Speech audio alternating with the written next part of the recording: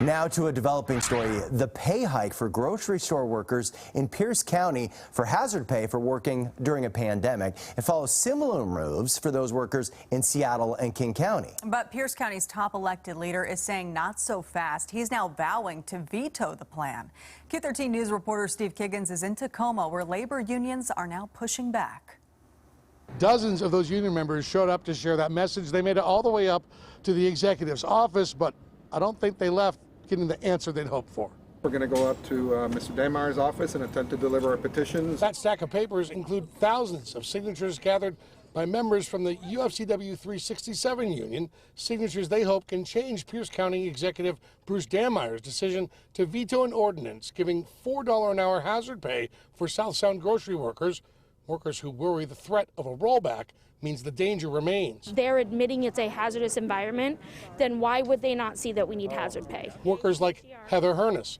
She used to run her own business, but a pandemic turned her job into a personal shopper. She says food prices are rising so fast, she can't afford the same items she packs for customers.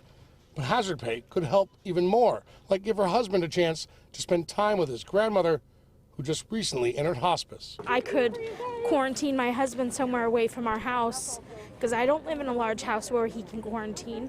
You know, he could be away for a couple of weeks in quarantine and go and spend that time with his grandmother who raised him. That's what $4 an hour could mean to me.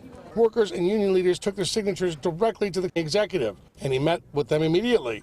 We really believe that the system would work for us. Dammeier sat down. He listened to their complaints and concerns, but he said the ordinance isn't fair, saying hazard pay only impacts workers at stores in unincorporated portions of the county, and the ordinance could exacerbate food prices in communities struggling to keep food on the table. He told the union their best protection is to get the vaccine. And I want to make sure that if anybody wants vaccinations, we will do everything we can, and we will get you a vaccination right now. Thank you that for is your the time. surest way to protect you. Thank you. And with that, their meeting with the exec ended as quickly as it began.